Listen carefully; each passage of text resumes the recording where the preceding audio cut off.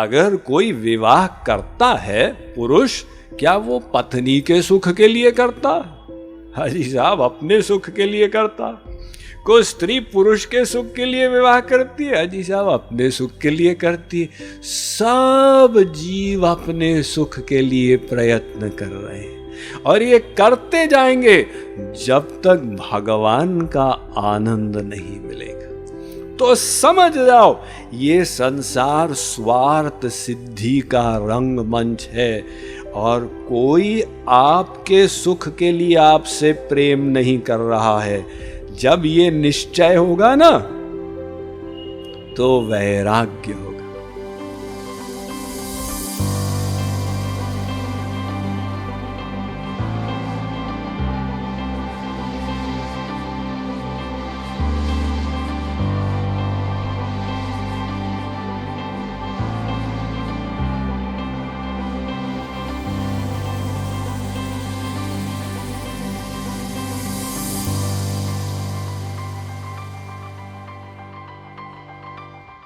याज्ञवल्क्य ऋषि अपनी पत्नी मैत्री को कहते हैं, मैत्रेयी, इस संसार में कोई स्त्री अपने पति के सुख के लिए उससे प्रेम नहीं करती है, अपने सुख के लिए करती है।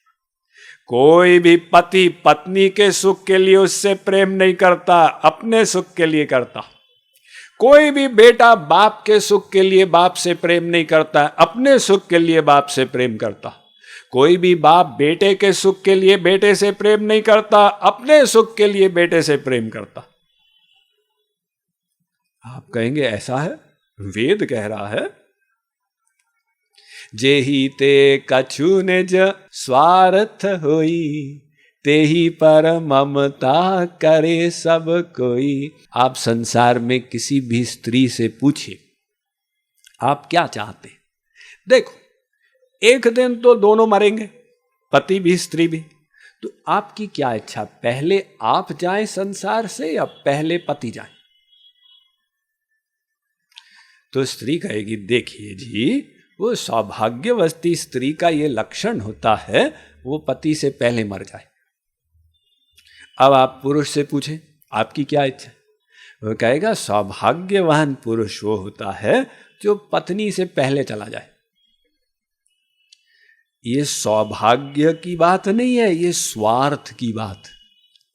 वो इसलिए चाहती है पति से पहले मरे, क्योंकि अगर पति पहले चले जाएंगे, उनसे जो संरक्षण, सुख, सुरक्षा, सामान मिल रहा था वो बंद हो जाएगा। तो मैं पहले चले जाऊं, मेरे बाद उनको कितना भी कष्ट हो, इससे मतलब नहीं। अगर वो पति का सुख चाहती तो कहती, हे भगवान, मैं इनके बाद मरूं ताकि अंतिम क्षण तक इनकी सेवा कर सकूं। क्योंकि आजकल बच्चे तो पूछेंगे भी नहीं, बच्चे तो कह देंगे पिताजी रिटायर हो गए। जब गवर्नमेंट ने रिटायर कर दिया, गवर्नमेंट ने मान लिया कि अब पिताजी का दिमाग नॉर्मल नहीं रहा, तो बेटा क्यों ना माने? तो ये सब स्वार्थ की बात होती है। जितना स्वार्थ उतना प्रेम ऑटोमेटिक हो जाता है। स्वार्थ कम होता है, प्रेम भी कम हो जाता है। देखिए, मान लो कि एक स्त्री मजाक में एक पुरुष का नाम लिखे और कहे, चिट्ठी में हम तो तुमसे प्रेम करते हैं, हमारे पति क्या हैं, ऐसे ही हैं, और वो चिट्ठी वो पति की टेबल पर रख दे। अब उसके पति देव आए ऑफिस से, चिट्ठी देखी, ठंडी सांस ले रहा। पत्नी ने कहा, पति देव चाय पी लीजिए। अरे गुर्राते क्यों हैं, चाय पी लीजिए ना। मैं सब समझ गया। क्या समझ गए? मुझे पहले डाउट था तुम्हारे ऊपर, मेरी आंखों के सामने से गेट आउट। सारे का सारा प्रेम खत्म हो गया। टेम्परेचर इतना बढ़ गया, इतना गुस्सा आ गया। इतने में मां आई, बेटा क्यों इतना नाराज हो रहा है? मम्मी देखो मुझे क्या मिला। माँ कहती है अरे बेटा तू तो बुद्धू बन गया, तुझे याद नहीं रहा आज अप्रैल की 1 तारीख है, ये अप्रैल फूल कर रही थी। कहता वही तो मैं सोच रहा था, मेरी पत्नी ऐसे कैसे हो सकती है। फिर से प्रेम हो गया। अब देखिए वो प्रेम कैसे अप डाउन गया ना, स्वार्थ के अनुसार। ये सारा संसार स्वार्थ सिद्धि का रंगमंच है। अब संसार में तो आप देखते हैं दुकानदार है, तो आप एक्सपेक्ट करते हैं भी स्वार्थी। वो अपनी दुकान को सजाता है, सफेद चादर लगाता है, ट्यूबलाइट लगाता है, और दिल्ली, मुंबई, कोलकाता, चेन्नई सब जगह से सामान ला के रखता है, सूरत से, और फिर सुबह 10 बजे खड़ा हो जाता।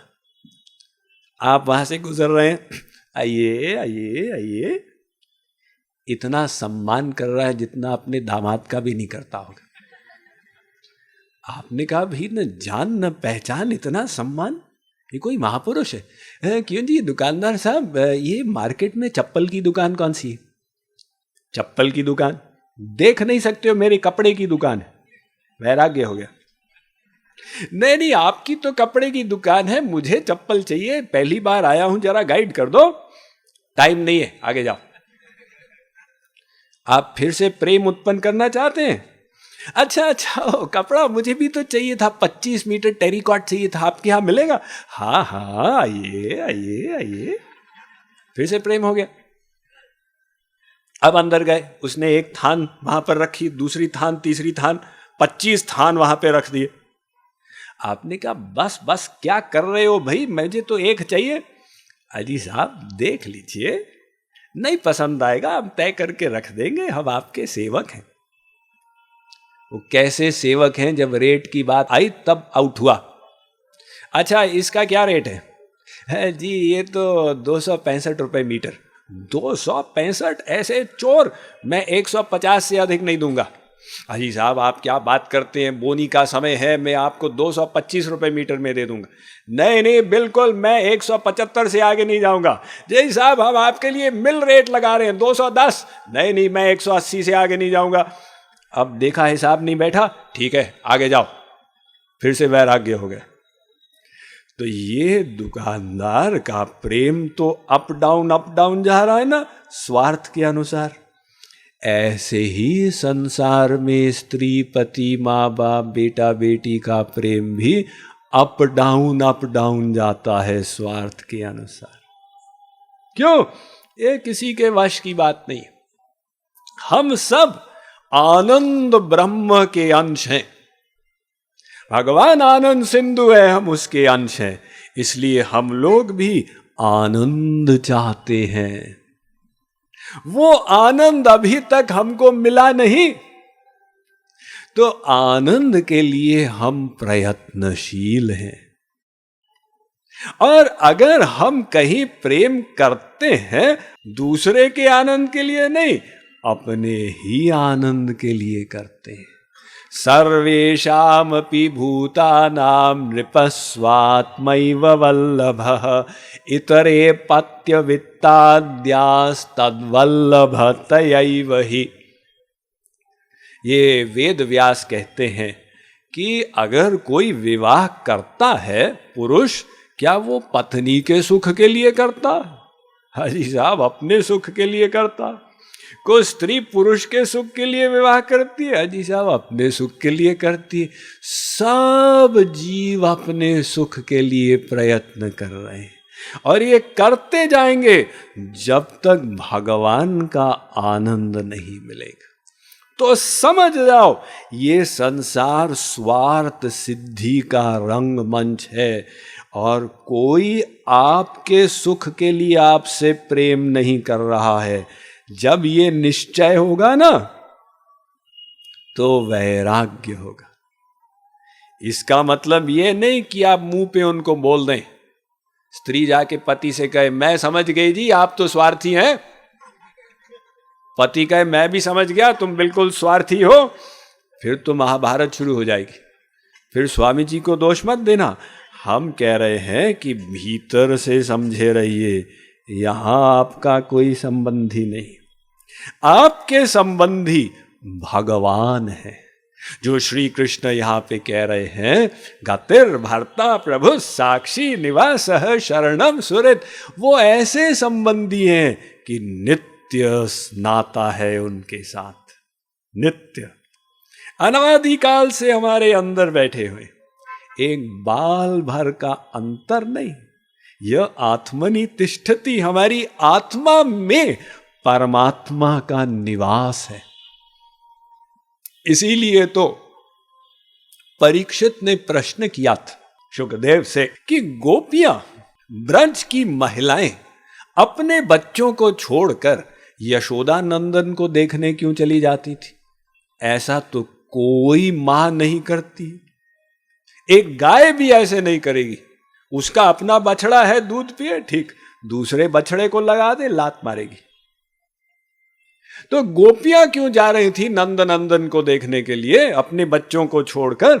शुकदेव ने उत्तर दिया, कृष्ण में नम वेहित्वमात्मा खिलात्मनाम जगत हिताय सोप्यत्र देही वा भाति मायया। परीक्षित, ये जो कृष्ण है ना, यशोदा नंदन, ये समस्त जीवों की आत्मा है। ये शरीर, हम इसकी आत्मा, हमारी जो आत्मा है ये भगवान का शरीर है, और भगवान हमारी आत्मा की आत्मा। हरिर्हि साक्षात् भगवान शरीरिणाम आत्मा झषाणामिव तोयमीप्सितम्। आत्मा की आत्मा, ऐसा घनिष्ठ संबंध हमारा भगवान से है। उसी को श्री कृष्ण विभिन्न प्रकार से इस श्लोक में अर्जुन को व्यक्त किए हैं। Mind management, life transformation, power of thoughts आदि प्रेरणादायक एवं आध्यात्मिक वीडियोस के लिए सब्सक्राइब करें स्वामी मुकुंदानंद हिंदी यूट्यूब चैनल को और बेल आइकन को अवश्य दबाएं ताकि आपको ये वीडियोस मिले सबसे पहले।